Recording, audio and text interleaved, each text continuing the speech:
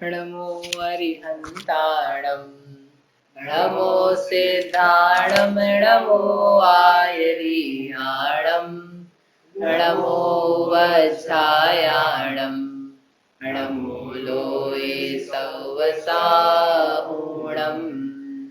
नमः श्रीवर्धमानाय निर्धूतकलिलात्मने सालोकानां त्रिलोकानां यद्विद्यादर्पणायते। ये मांगलिक ग्रंथ श्री रत्नाकरण शावकाचार्य जी है। इसके रचयिता आचार्य भगवान श्री समंत भद्र स्वामी है। इसमें तीसरा अधिकार है जिसमें 5 अणुव्रतों का और उनके अत्याचारों का कथन किया। उसके बाद में 5 व्रतों में जो प्रसिद्ध हुए ऐसे 5 महान जीवों को बताया। अब जो 5 पाप में कोई व्यक्तियों की उदाहरण आए हैं उनको बता रहे हैं। तो कल अपन ने देखा था सत्यघोष, अब आज करते हैं तीसरा है तापस। तापस किसमें है? तीसरा पाप के कौन सा है? चोरी। 5 पाप के नाम कौन से? 5 पाप? हिंसा, झूठ, चोरी, कुशील, परिग्रह। ये 5 पाप हैं। इसमें से चोरी नाम का पाप है। तो उसमें एक तापस की कथा है। चोरी अपने आप में इतनी बुरी है कि जिसने चोरी करी, किसी का धन लिया तो उसका प्राण ही ले लिया। क्योंकि धन चला जाए किसी का तो बेचारा बहुत हैरान हो जाता है। इतनी मेहनत से कमाया हो या कहीं से लिया भी हो, प्राप्त हुआ हो, माता पिता कहीं से आया हो, लेकिन वो धन चला जाना यानी व्यक्ति का प्राण ही चला जाना। तो चोरी नाम का काम बहुत बुरा है। तो वो कह रहे कैसा है, एक राज्य था जिसका राजा का नाम था सिंहरथ, उसकी रानी का नाम था विजया। उसके नगर में एक तापस था। तापस समझते? तापस यानी एक तपस्वी होते ना अलग अलग प्रकार के, गेरुआ वस्त्र का, कोई जटाधारी, कोई त्रिदंडी, कोई एक दंडी, कोई तप तपने वाला, कोई खड़े रहने वाला, कोई एक टांग पे रहने वाला। ऐसे डिफरेंट डिफरेंट टाइप के जो तपस्वी हैं जैनेतरों में, वो जो तपते हैं, मतलब चरस गांजा खा के नहीं पड़े रहते, वो वाले नहीं, जो तपे कुछ काम करें, भूखे प्यासे भी रहें थोड़े दिन, इस टाइप के जो तपस्वी होते हैं उनको बोलते तापस, तप करने वाले, कुतप तपे भले। तो वो जो तापस था, उस तापस का प्रसिद्धि बहुत थी। क्या प्रसिद्धि थी उसकी? कि वह है ना कहता था कि मैं दूसरे की भूमि का स्पर्श भी नहीं करता हूँ। ये जो पृथ्वी है ना, ये तो किसकी है?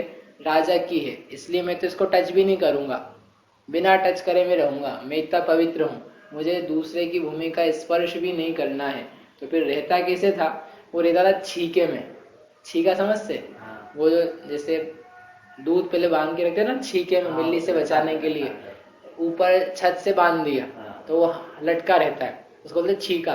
तो वो उसने क्या करा था कि उसका एक आश्रम था, उस आश्रम में पेड़ थे, तो पेड़ों के मार्फत से उसने क्या एक छीका बांध रखा था, एक रस्सी बांध रखी थी। उस रस्सी में एक समझ लो टोकनी जैसी थी, उस टोकनी में बैठा रहता था और क्या कहता था कि ये जमीन का स्पर्श मुझे करना नहीं है, ये तो पराई जमीन है, ये तो राजा की जमीन है। तो राजा की जमीन को हम छू भी लेंगे तो हमको क्या लगेगा? पाप। काय का पाप? चोरी का पाप। पराई वस्तु को छूना तक भी मेरे लिए पाप है, ऐसा वो कहता था। बोले मैं तो क्या करता हूँ, बस छीके में रहता हूँ, ये जो भोजन पानी मिल जाता है उस पर अपन चलाते हैं काम। ये जो आश्रम के लोग आश्रम चलाते हैं, अपन तो मात्र तप करते हैं, भगवान की आराधना करते हैं। ऐसा वो ढोंग रचता था। वास्तव में ढोंगी था। इतना ज्यादा जो एक्स्ट्रा करने लग जाए ना, समझ लेना ढोंगी है। क्योंकि जो मर्यादा का काम हो वो तो चल सकता है, लेकिन ये तो उसके बियॉन्ड जाने लग जाए यानी काम में कहीं ना कहीं गड़बड़ है। तो वह ऐसा करता था, पंचाग्नि तप को तपता था। राजा भी उसको देख के बड़ा प्रसन्न और वैसा रहता था कि बड़ा तपस्वी है। पंचाग्नि तप यानी चारों तरफ आग लगा ले, पूर्व पश्चिम उत्तर दक्षिण में आग लगा ली और बीच में बैठ गए महाराज, और अपने ऊपर भी आग लगा ले, नीचे आग लगा ले, 5 प्रकार की अग्नि जलाए। अग्नि जला करके उसके पास में बैठ जाए तो अग्नि जलेगी तो क्या होगी? गर्मी लगेगी। लग रही कि नहीं भी गर्मी? तो अपने को भी गर्मी लग, ऐसी नहीं अग्नि जले तब गर्मी लगी तब पता समझ में आएगा। तो ऐसा तप तप रहा, पंचाग्नि तप, इतना कष्ट, शरीर को कष्ट दे रहा है और बिल्कुल तपस्वी है, चोरी भी नहीं करता है, हिंसा झूठ कुछ भी नहीं है, ये बड़ा महान व्यक्ति है। तो पूरे नगर में उसकी बड़ी ख्याति थी। एक बार क्या हुआ कि उस नगर में जो राजा था, उस राजा के वहां पर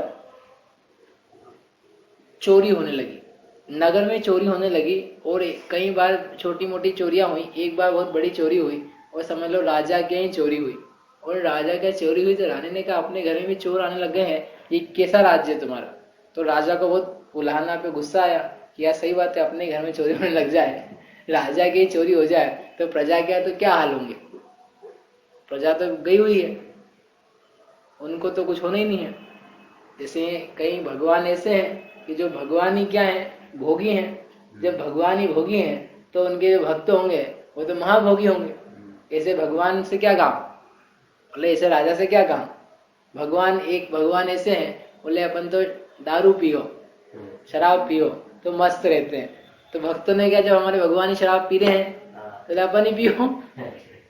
एक ने कहा अपन तो माखन चुराए, तो बोले ये जब भगवान ही चुरा रहे हैं तो अपन भी चुराए, क्या दिक्कत है। एक ने कहा हमारे भगवान साड़ी खींचते किसी की, पल्लू खींचते किसी का, बोले जब हमारे भगवान ही खींच रहे हैं तो अपन भी खींच ले तो क्या दिक्कत है, अपन भी खींच सकते हैं। तो खींचने लग गए। जब राजा के घर में ऐसा काम हो रहा है तो प्रजा के घर में तो क्या बेहाली होगी। तो जैसे वहां गड़बड़ रहती है तो वहां भी गड़बड़ थी। राजा के घर चोरी हुई तो राजा ने कहा कि ठीक नहीं है, तो जरूर कुछ करना चाहिए। उसने कोतवाल को बुलाया, फरमान निकाला उसको कि भाई कोतवाल तेरे होते हुए मेरे यहाँ चोरी हो रही है और पूरे नगर में खबरें आ रही है, अगर 7 दिन के भीतर चोर को पकड़ के मेरे सामने नहीं रखा तो तेरी गर्दन कलम कर देंगे, तेरे को हम मौत की घाट उतार देंगे। अब यद्यपि ये कोई न्याय नहीं होता है, बोले यार तेरे को नहीं पकड़ा, तूने नहीं पकड़ा तो तेरे को उतार देंगे, उससे कुछ होना तो नहीं है। लेकिन उसने कहा राजा की आज्ञा तो राजा की आज्ञा, और राजा ने किया तो ऐसा नहीं मजाक मजाक में कि कह दिया तो हो, कह दिया कोई मारेगा थोड़ी ना मेरे को। राजा तो क्या है, कह दे और मार भी दे, मारते ही तब तो लोग सुनते उनकी। तो राजा ने कह दिया। अब कोतवाल बेचारा हैरान हो गया, परेशान हो गया, बोले यार मैं प्रयास तो कर रहा हूँ, इतने दिन से प्रयास कर रहा हूँ, लेकिन अभी तक मिला ही नहीं कोई चोर मेरे को। सारे नगर में हम चक्कर लगाते रहते हैं लेकिन कोई चोर दिखता नहीं है। जितने पुराने चोर थे सबको पकड़ के पूछ लिया, मारा पीटा, कोई कबूल ही नहीं करता है। क्या किया जाए, बड़ा चिंतित था। जब चिंता में था तो इस चिंता के समय में ही बैठा हुआ था, शाम को एक ब्राह्मण आया। ब्राह्मण ने कहा भिक्षा दो, भोजन दो, जैसे भिक्षा के लिए आते हैं। तो उसने कहा कि महाराज तुमको ये दिखाई नहीं दे रहा है कि मैं अपनी मृत्यु की चिंता से बैठा हुआ हूँ और तुमको तुम्हारे भोजन की लगी है। यहाँ तो मेरे प्राण पे संकट आया हुआ है और तुम मेरे से भोजन मांग रहे हो, तुमको थोड़ी तो अक्ल होनी चाहिए। तो भिक्षुक ने कहा कि ऐसी क्या चिंता की बात है, जरा मुझे ही बताओ, मैं देखता हूँ क्या हो सकता है। तब वो वैसे ही चिंता में था, बोली शेयर तो कर ले किसी के साथ। तो उसने उसको अपनी सारी बातें बता दी कि नगर में चोरियां हो रही है, वो चोरी को पकड़ने के लिए प्रयास कर रहे थे, लेकिन फिर राजा के चोरी हो गई और चोरी होकर राजा को गुस्सा आया और उसने कहा कि 7 दिन में तुम लाओ, नहीं तो तुमको आउट नहीं करेंगे, तुमको साफ कर देंगे। तो मैं बहुत चिंता से मग्न हूँ। तो उसने कहा क्या, वो भिक्षुक था ना, वो होशियार था, मतलब समझदार था। उसके साथ ही जीवन में बहुत सारी प्रकार की घटनाएं हुई थी, नगर नगर घुमा हुआ था। उसने कहा क्या तुम्हारे नगर में कोई ऐसा व्यक्ति है जो बहुत पवित्र दिखता हो, जो बहुत अतिशय रूप से अपने आप को प्रदर्शित करता हो, ऐसा कोई व्यक्ति है। तो उसने कहा ऐसा तो व्यक्ति है तत्काल, कि एक ही था ऐसा तो कि जो एकदम एक्स्ट्रा ऑर्डिनरी था। बोले है, लेकिन उसके ऊपर तो हम सोच भी नहीं सकते कि वो कर सकता है। ये मेरे तो स्वप्न में भी नहीं आएगा कभी कि वो व्यक्ति चोरी भी कर सकता है। वो नहीं, आप उसको छोड़ दो, आप तो बताओ क्या कर सकते हो। तो बोले कि मैंने अपने जीवन में 4 ऐसी घटनाएं देखी है कि जिसमें लोग दिखाते क्या हैं और होते क्या हैं। बोले मेरे साथ 4 घटनाएं घटी है, तुम उसको सुनो और फिर तुम सोचना कि अपन क्या करें। क्योंकि लगता ऐसा है कि कोई कपट नहीं कर रहा है, बड़ा सती बन रहा है सामने वाला व्यक्ति, सुंदर बन रहा है, धनवान बन रहा है या पवित्र बन रहा है, झूठ का चोरी का त्यागी है, लेकिन वो अतिशय रूप से कपटी होता है, मायाचार करता है। बोले क्या कथाएं, क्या हुआ तुम्हारे साथ। बोले 4 कथानक हुए, सुनो। तब वो अपनी बाप बीती सुना रहा है। कौन, वो भिक्षुक। किसको सुना रहा है, वो कोतवाल को। क्या सुना उसने कहा मैं इस नगर में रहता था, एक नगर में था जहाँ मेरा गांव था। गांव में मेरी पत्नी थी ब्राह्मणी, मैं ब्राह्मण था, मेरी पत्नी ब्राह्मणी थी। वो ब्राह्मणी इतनी सती थी, सती यानी इतनी शीलवान थी, या शीलवान कहती थी अपने आप को कि मैं पर पुरुष का स्पर्श नहीं करूंगी। कोई भी व्यक्ति, मतलब बालक हो चाहे बड़ा हो, वो सब मेरे लिए क्या है, पर पुरुष। मात्र मेरा पति मेरा पुरुष है, वो मेरा स्पर्श कर सकता है, बाकी सब मेरे लिए कैसे हैं, पर पुरुष। यहाँ तक कि उसका बालक हुआ तो वो बालक को भी स्तनपान नहीं कराती थी। ऐसे कैसे कराती थी, पहले अपना पूरे शरीर को कपड़े से ओढ़ती थी, वो कपड़े से ओढ़ने के बाद में अपने बालक को स्तनपान कराती थी। चलो ये बालक भी क्या है, ये पर पुरुष है, ये मेरा है, भले मेरा बालक है लेकिन है तो पर ही ना, तो ये पर पुरुष है। मैं तो किसी भी पर पुरुष का स्पर्श नहीं करती हूँ। इस प्रकार की वो पतिव्रता थी, मेरे को उसे बहुत भरोसा था। लेकिन एक रात में क्या देखता हूँ कि वह पतिव्रता स्त्री घर का जो कर्मचारी था, नौकर था, उसके साथ व्यभिचार कर रही थी। और एक दिन की बात नहीं थी, बोले वो रोज ही उसके साथ रात्रि में व्यभिचार करती थी। दिन में ये दिखाती थी कि मैं तो इतनी पतिव्रता हूँ, कितनी कि अपने बालक को भी मैं छूती नहीं हूँ। तो उसका कपट मैंने देखा और संसार से मुझे वैराग्य हो गया। तो यह पहली बात कि जो स्त्री अपने आप को इस प्रकार से दिखा रही है लेकिन वो कोई पतिव्रता नहीं है। अरे जितनी सतियां भी हुई है उन्होंने भी अपने बालक को स्तनपान कराया है, और कोई ऐसा नहीं माना कि तो पर पुरुष हो गया। अपने बालक को गोदी में लेके वो भी खिलाती थी, लेकिन पतिव्रता ही थी सब। पतिव्रता होने का मतलब ये नहीं कि बस बाहर से ही पतिव्रता रहे। पतिव्रता मतलब ये है कि इस पुरुष के अलावा मेरा किसी पर पुरुष के प्रति राग भाव नहीं है, ऐसा रहे तो पतिव्रता है। ऐसी पत्नीव्रता भी पुरुष समझ लेना। तो उसने किया कपट, दिख रही थी अतिशय रूप से सती, लेकिन उसको सतीपना नहीं था। वो तो अपना पाप छुपाने के लिए ऐसा करती थी। जितना ज्यादा एक्स्ट्रा आदमी करता है ना, इसका मतलब जरूर पाप छुपाने के लिए कर रहा है। साधारण है वो, आप साधारण रूप में धर्म का पालन हो रहा है तो ठीक है, लेकिन जो अपने में नहीं है उससे ज्यादा अपने को दिखाने का भाव बन रहा है, जरूर कुछ छुपाना चाहते हैं। जैसे अपन दर्शन कर रहे मंदिर के, तो साधारण रूप से दर्शन कर रहे थे। अब क्या हुआ, पीछे से कोई समझ लो महाराज आ गए, बड़े महाराज, और अपने को आवाज आ गई महाराज आ रहे हैं, आ गए। अब आप क्या करोगे, अब दर्शन कैसे होंगे, क्यों पर अब दर्शन या अभिषेक कोई कर रहा हो, आप अभिषेक कर रहे हो किसी दिन, और इतने में देखा कि अरे महाराज आ गए, विद्यासागर जी महाराज आ गए, विशुद्ध सागर जी आ गए, विद्यानंद जी आ गए, वर्धमान सागर, कोई आचार्य संग बड़ा आ गया और आप ही कर रहे हो अकेले उसी समय, बाकी और कोई नहीं है। अब आप क्या करोगे, वैसे पहले जैसे जल्दी जल्दी नहीं करेंगे। अब तो बिल्कुल मैं परम पूज्य जिने, अब तो बिल्कुल गा करके ओम ह्रीम श्रीमंतम भगवंतम कृपाल संतम, महाराज की कृपा हो जाए। मतलब ऐसे जैसे अभी तक नहीं करे।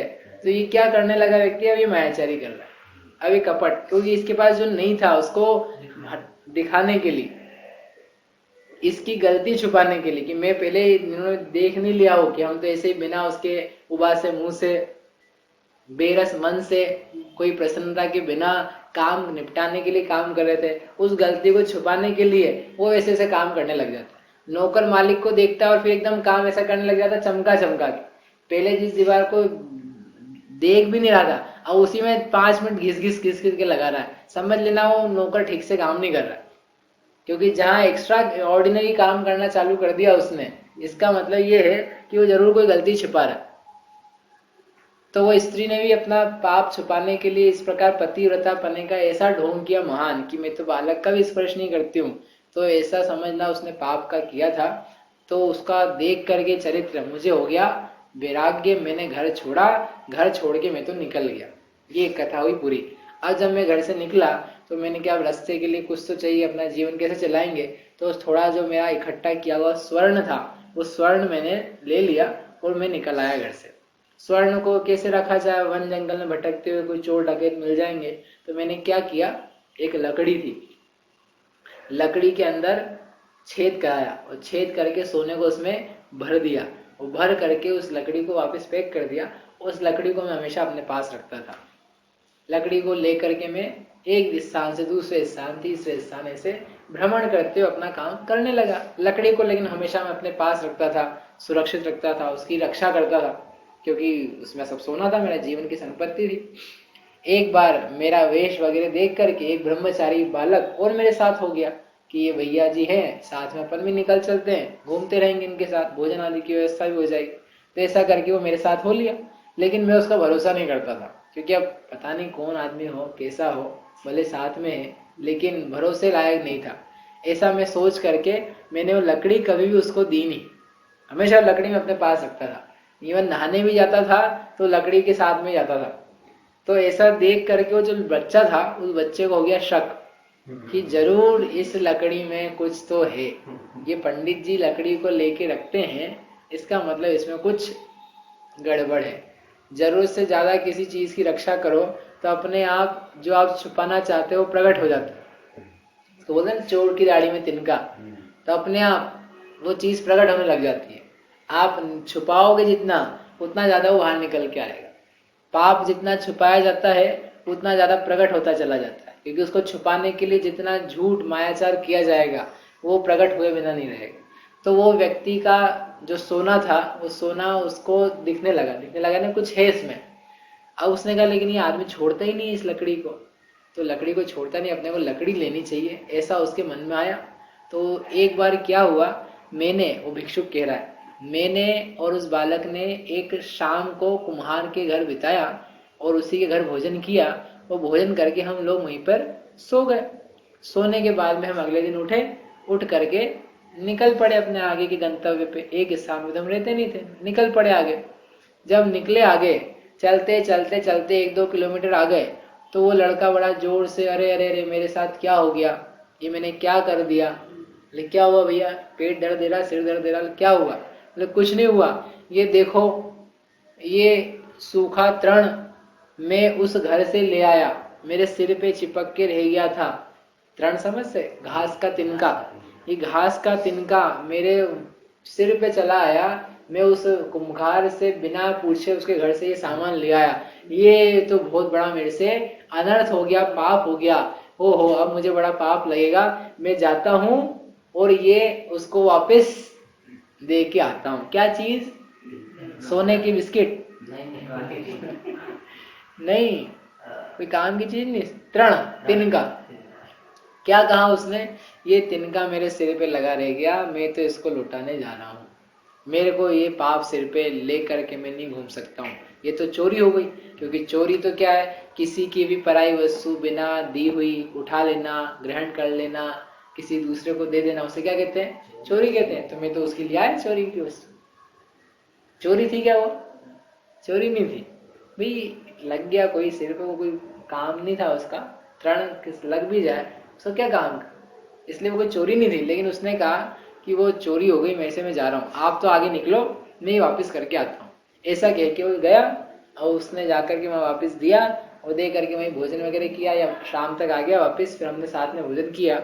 उसने इस प्रकार जब कहा तो मुझे उसके ऊपर बड़ा विश्वास हो गया कि कितना निर्दोष है, कितना पवित्र है। अरे ये दूसरे का तृण तक भी नहीं चाहता है। जैसे निर्ग्रंथ दिगंबर मुनिराज होते हैं, जो मिट्टी आदि को छोड़ करके, जल को छोड़ के अन्य किसी का कुछ भी ग्रहण नहीं करते।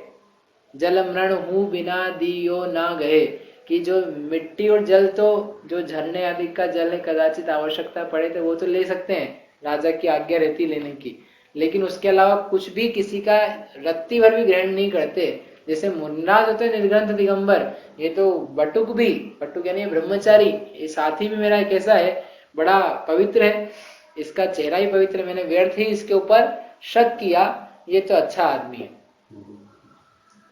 और फिर मैंने उसके ऊपर भरोसा किया। और फिर एक बार भी जब मैं नदी पे नहाने गया, तो नदी पे नहाने के समय मैंने सारे वस्त्र आदि उतारे, अपना सारा सामान इसको संभलाया और वो लकड़ी भी इसको संभला दी। और जब मैं नहाने के लिए गया और वापस लौट के आया, तो क्या देखता हूँ कि वो लड़का और वो लकड़ी, लड़का और लड़की नहीं, लड़का और लकड़ी, वो दोनों ही नदारद है, गायब है। वो लेकर के उसको भाग गया। ये थी मेरी दूसरी कथा, जिसमें उस बालक ने दिखाया अपने आप को अति अद्भुत कार्य करने वाला। अद्वितीय चोरी का त्यागी, जैसा चोरी का त्यागी कोई भी नहीं होता है। मुनिराज तक भी नहीं होते, मुनिराज भी बैठे, बैठ करके उठे और समझ लो कोई तृण वण चिपका रह गया हो तो ऐसा नहीं करते, ओहो लो जगह तृण लिया चलो वापिस करके आऊं। अरे भैया ये कोई चोरी थोड़ी ना है। चोरी किसको कहते हैं कि जो बहुमूल्य वस्तु, काम की वस्तु हो, जिसपे किसी का मालिकाना हक हो और उस वस्तु को उठाना, दे देना, यूज कर लेना, प्रयोग करना, इस टाइप की चीजों को चोरी कहते हैं। ये कोई चोरी थोड़ी ना। तो बिना काम की चीज को चोरी बता करके हो मेरे तो ऐसे चोरी का त्याग है, इसका मतलब जरूर तेरे चोरी का त्याग नहीं है, क्योंकि तूने चोरी का स्वरूप ही नहीं समझा है। और कोई ऐसा दिखा रहा है अपने आप को, इसका मतलब जरूर इसके अंदर में कुछ ना कुछ गड़बड़ है। मैंने समझा नहीं उसका कपट व्यवहार और मैं अपने सोने से हाथ धो बैठा। ये थी मेरी दूसरी कथा। तीसरी, समझ में ही बात, समझते जाना प्रसंग को। तीसरा प्रकरण में चलते चलते फिर जो हुआ हम क्या गया सो गया, अब क्या कर सकते हैं। पश्चाताप करता हुआ मैं आगे बढ़ा।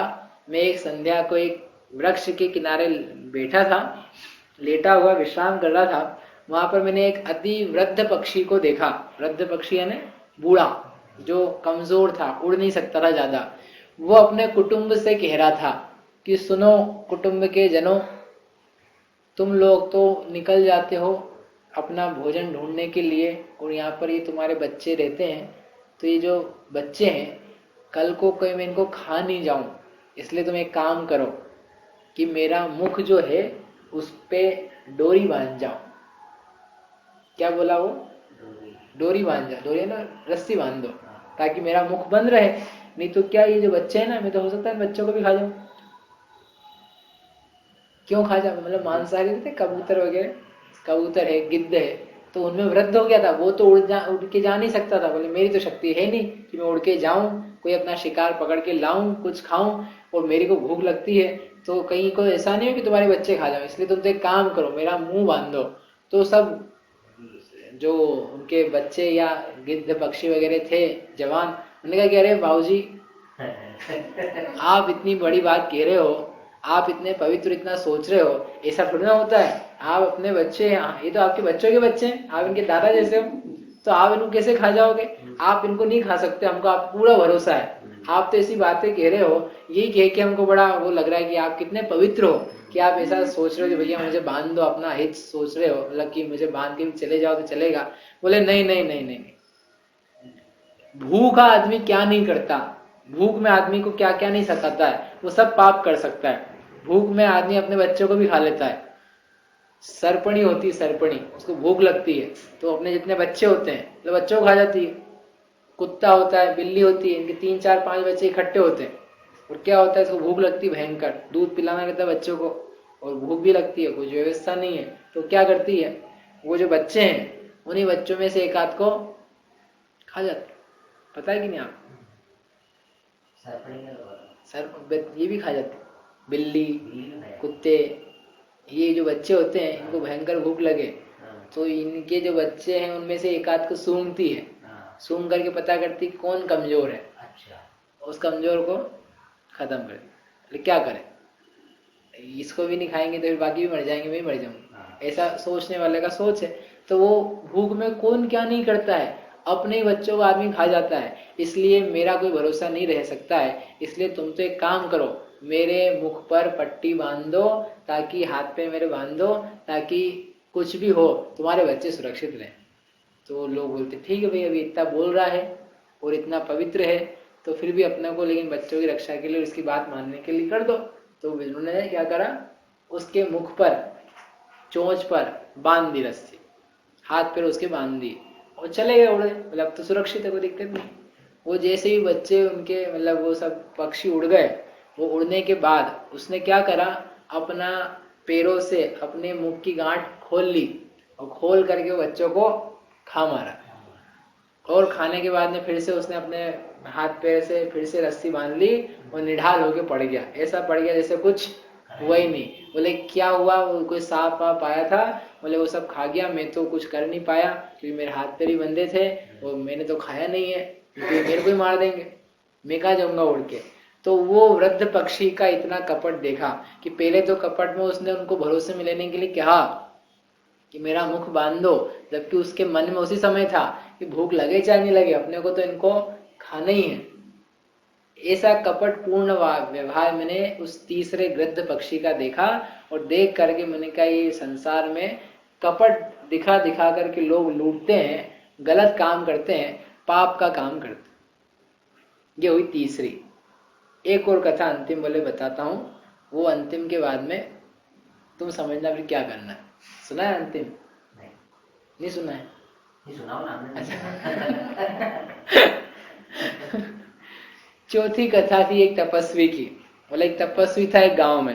वो तपस्वी क्या करता था, घूमता था नगर में।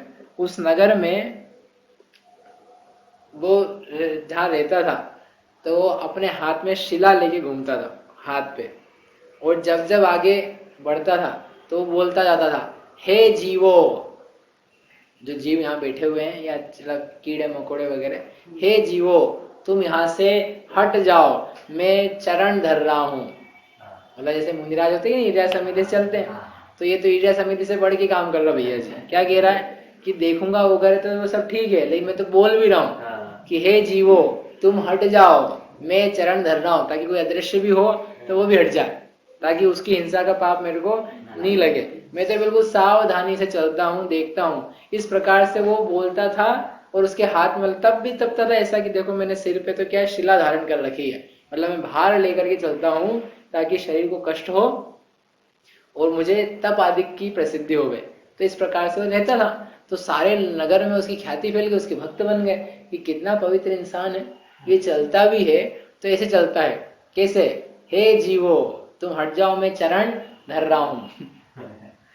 अब ये भी क्या है, एक्स्ट्रा है कि भैया तू बोलेगा, इससे अच्छा तो ये कि देख के चल ले, उतना काफी है। ये बोलने से कुछ होगा नहीं, लेकिन तुम बोल रहे हो इसका मतलब जरूर गड़बड़ है। मतलब आगम का जो व्याख्यान है ईर्ष्या समिति का, तो ईर्ष्या समिति से एक्स्ट्रा काम कर रहा है। एक्स्ट्रा नहीं चाहिए, एक्स्ट्रा करा मतलब गड़बड़ था, उसके मन में पाप था। क्या करता था, बोले वो व्यक्ति जहां जहां जाता था तो उसके भक्त रहते थे, तो भक्त लोग उसको नमस्कार करते थे, चरण पड़ते थे। तो वो घूमता हुआ जब संध्या का समय हो जाता था, एकांत हो जाता था, तो उस समय क्या करता था, जो उसके चरणों में झुकता था, जो कि स्वर्ण आदि के आभूषण में पहना हुआ था, और आप आसपास में कोई गड्ढा वगैरह दिखे और एकांत दिखे और एक दो लोग ऐसे धनवान दिखे, तो वो उसके हाथ पे जो शिला रहती थी उसको पटक देता था उसके ऊपर, और उसको मार देता था। मार करके उसका जितना स्वर्ण आभूषण थे, धन संपत्ति रहती थी, वो अपने कब्जे में कर लेता था, लाश को ठिकाने लगा देता था। इस प्रकार वो काम करता। एक बार वो पकड़ा गया, राजा ने देखा कि अरे ये बड़ा दुष्ट व्यक्ति है, ये अपने धर्म को बोलता है कि मैं धर्मात्मा हूँ, लेकिन काम तो इसने अत्यंत निंद्य निकृष्ट हिंसा आदि के किए हैं। इस प्रकार से उसका कपट जब प्रकट हो गया तो उसकी अत्यंत भर्त्सना हुई, निंदा हुई, उसको नगर से बाहर निकाल दिया गया, दंड मिला। इस प्रकार से 4 कपटियों की मैंने आपको कथा सुनाई कि जहां पर लगा उन्होंने प्रदर्शित ऐसा किया कि हम हैं तो बहुत महान, परंतु वे महान नहीं निकल पाए, उल्टा बड़े बड़े पापी निकले।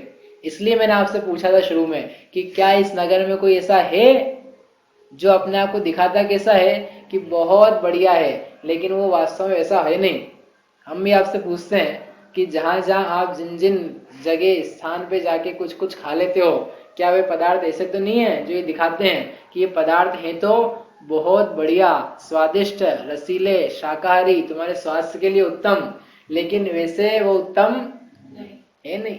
वो कह रहे कि घर से भी बढ़िया बना के दे रहे हैं, तो जरूर पाप का वचन बोल रहा है, क्योंकि घर से बढ़िया बन ही नहीं सकता है। घर में जो माँ बहन पत्नी बना के खिला सकती है, वैसा संसार की पूरी सी किसी दुनिया में दुकान पे चले जाना वैसा नहीं मिल सकता। क्योंकि पत्नी पैसा कमाने के लिए नहीं खिलाती है, माता पैसा कमाने के लिए बच्चे को नहीं खिलाती है, वो तो अपने प्रेम से स्नेह से खिलाती है।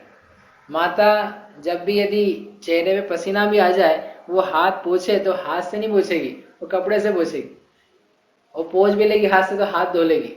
लेकिन बाजार में जहां जहां भी खाओगे तो वो पसीना आएगा तो वहीं के वहीं टपकता जाएगा, और जो हाथ पैर का जितना सारा है सब उसमें मिलेगा, वो कभी अच्छा नहीं हो सकता है। चाहे तुम 5 स्टार में चले जाना, चाहे तुम एक स्टार में चले जाना, चाहे तुम सराफा के चौराहे पे चले जाना, जीव गिरते हुए तुमको सामने दिखेंगे, वो कहेगा कि बहुत बढ़िया, सुंदर, स्वादिष्ट, ताजा बनाया है, अभी हाल का ताजा, और रात भर का बासी पता नहीं कब का सड़ रहा होगा। ऐसे ऐसे पदार्थ खा रहे, और क्या कहे समझ करके, इनसे बढ़िया कोई ताजा होते ही नहीं है। ताजा दही खाया आपने कभी?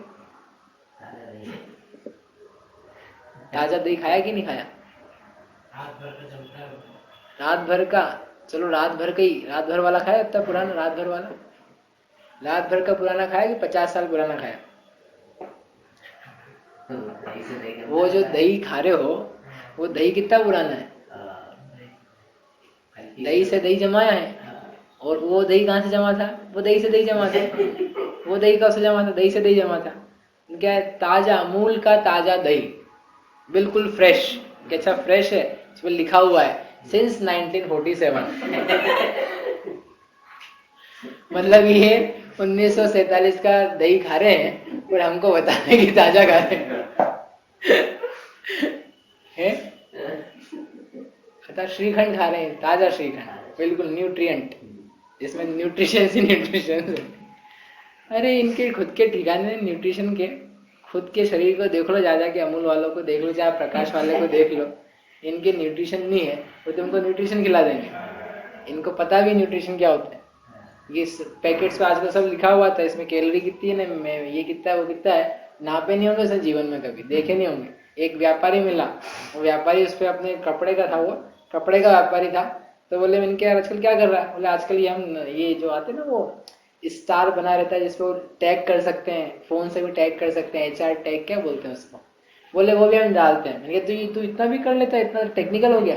बोले टेक्निकल होने की क्या जरूरत है, कहीं से ही उठा के लगा देने का, कौन निकालता उसको? बोले वो बस दिखाने का रहता है, उसमें कुछ करना नहीं पड़ता, आपने बस चिपकाना है। उसको आप स्कैन करोगे कुछ भी नहीं होगा।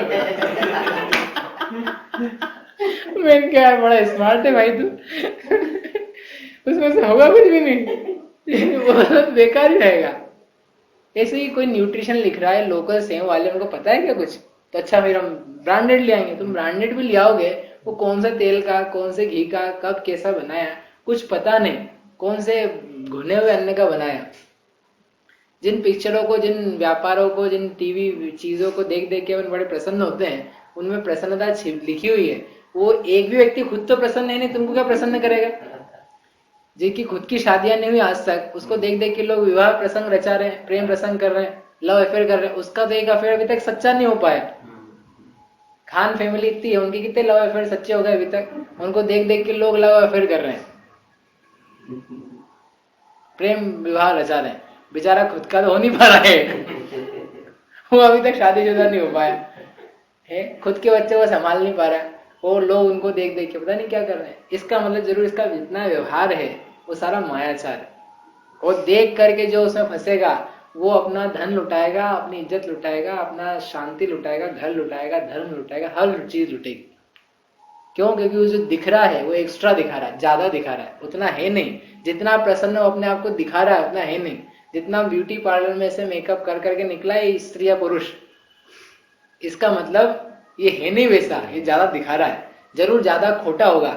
जितना ज्यादा मेकअप है इसका मतलब उतना ज्यादा बदसूरत होगा, नहीं तो उतना ज्यादा मेकअप की जरूरत क्या थी? ज्यादा मेकअप यानी ज्यादा बदसूरत, कम मेकअप यानी कम बदसूरत, और मेकअप नहीं किया है मतलब वो सुंदर है। वो बराबर है, उसको जरूरत नहीं पड़ रही है। जितना ज्यादा परफ्यूम लगाया है इसका मतलब उसका शरीर उतना ज्यादा दुर्गंधित है, उतना ज्यादा पाप का उदय है। सब तो इतना सुगंध लगाने की जरूरत पड़ी, जिसने नहीं लगाई सुगंध इसका मतलब उसके पाप का उदय नहीं है, वो इतना ज्यादा पापी नहीं है, शरीर दुर्गंधित नहीं है उसका। जितना ज्यादा दवाई खा रहा है इसका मतलब उतना ज्यादा बीमार है। इसलिए जो जितना ज्यादा व्यर्थ की चीजें दिखा रहा है, समझ लेना जरूर कहीं ना कहीं दाल में काला है। लड़की देखने जाओ और ज्यादा गुणगान मिले जो सामान्य लोगों में नहीं मिलते हैं, तो समझ जाना सौरभ, क्या समझ जाना, ये जरूर कुछ ना कुछ गड़बड़ है, नहीं तो इतना ज्यादा यहाँ होता है नहीं, और ये बता रहे हैं जरूर कहीं ना कहीं कमी है। समझ में आया?